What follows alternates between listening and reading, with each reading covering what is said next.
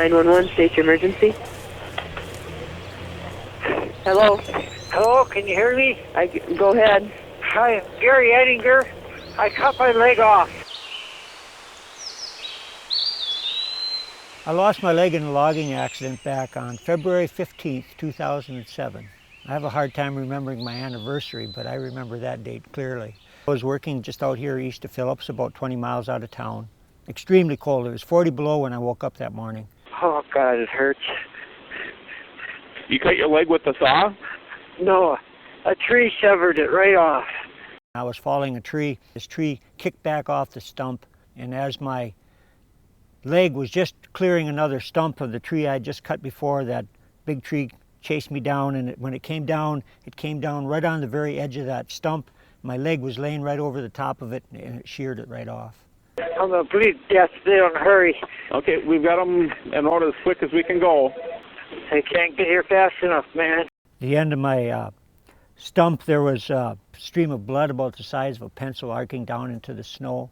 I had to stop my life from leaking out the bottom of my leg, so I grabbed my belt, put it around my leg, and I give it a really good reef. I had a really old belt, and I had a lot of adrenaline going, and the belt broke. Did you wrap it with anything? My damn belt broke twice. I got enough sense to put a tourniquet on, but I don't have anything anymore. So I crawled to the skidder. My leg just drug along because it was still attached by shreds of clothing. And what I did was when I got to my skidder, my leg was dragging along like that. And I got up on my one good leg, and then there was a bunch of brush right here. And so I was afraid my leg was going to get hung up in the brush, so I grabbed my leg and I hugged it to my chest like this. Got up like that, and I laid my boot on the running board like that. I managed to crawl up into the skidder and drove that all the way out to my pickup truck, and then I had a cell phone in my lunchbox and I dialed 911.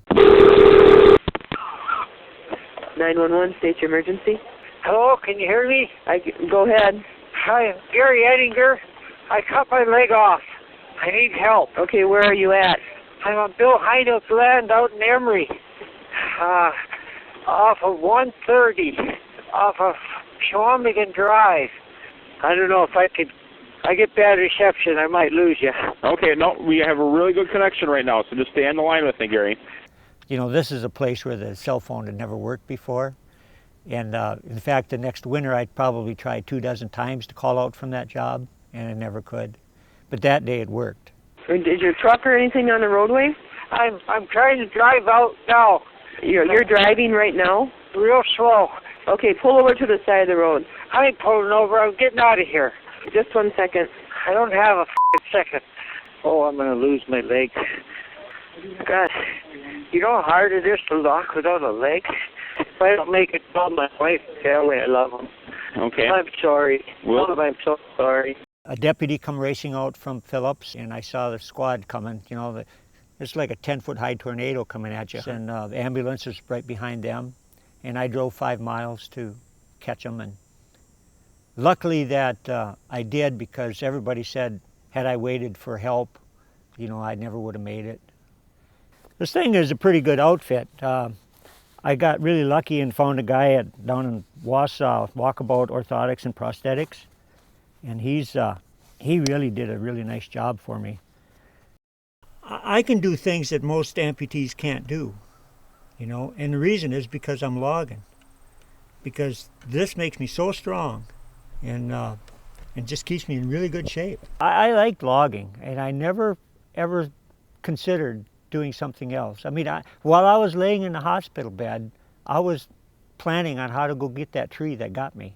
What kind of a nut would go back to a job that nearly killed him, willingly, on top of it? I don't know. It's just the freedom. It's just that kind of freedom. I like, you know, the independence of being a logger and working for myself, because there's this incredible niche right now for small loggers like me. There's hardly anybody left like me. It's not all about money. It's about enhancing the environment that you're working in, and in a lot of ways we leave it better than it was.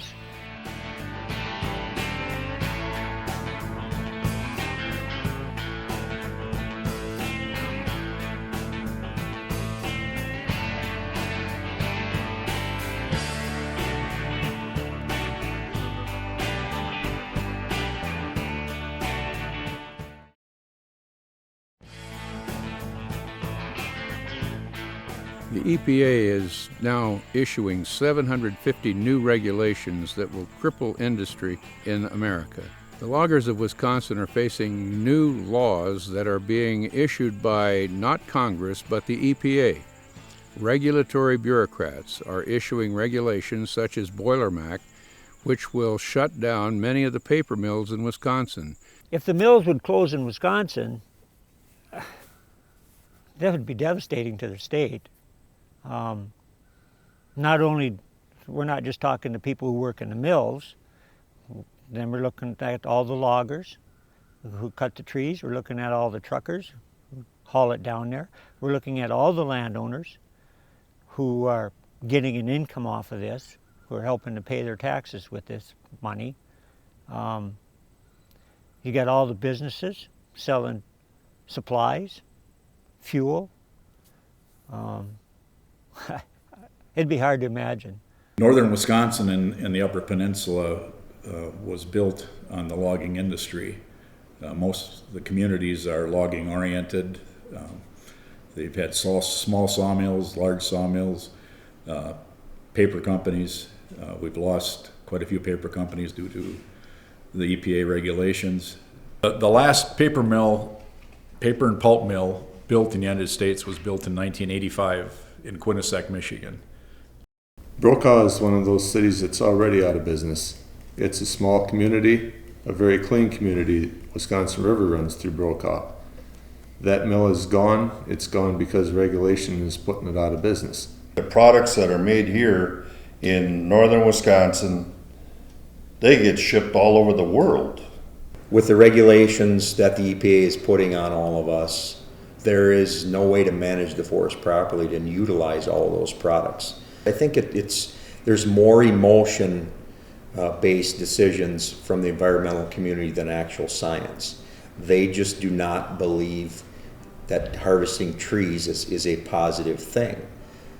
They value a tree more than they do a human life in a lot of cases. I just think that's wrong.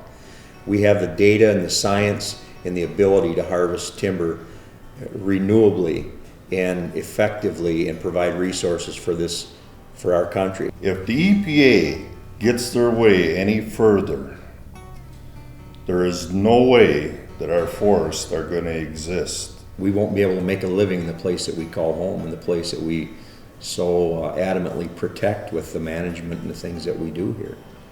You know, I'm fighting for my life, the life of my family.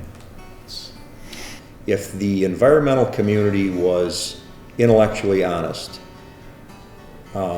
timber harvesting, forest management of that is a necessity, and that's what we do. We are the true stewards of the forest, in my opinion. Most folks think that loggers like myself are just axe-wielding Neanderthals. We live here, we raise a family here. The United States is on the cutting edge of forestry.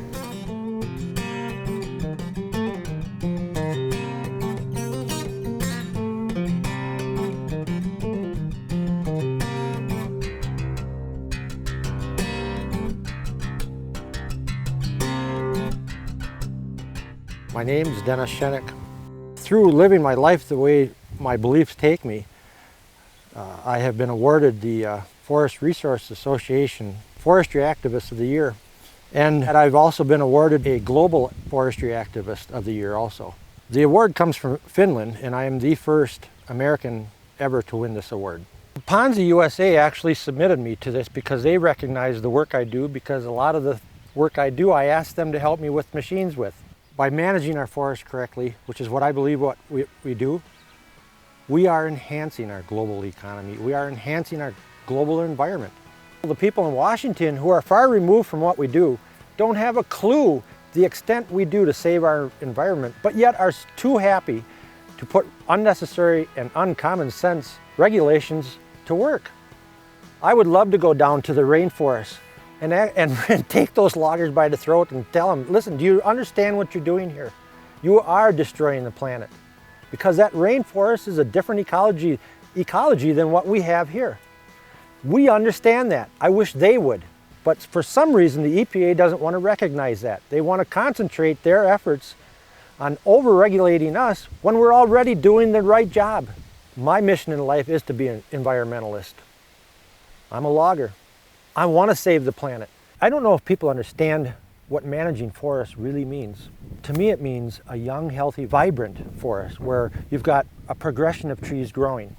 You know, recently I was out west and happened to witness for myself where a forest fire had burned tens of thousands of acres. Because that forest was allowed to be mismanaged and burnt down, and burnt so hard that it seared the ground. Nothing growing. But yet you look here in northern Wisconsin and see our green forest, well managed. And the proof is right here where I'm sitting. Green, healthy forest.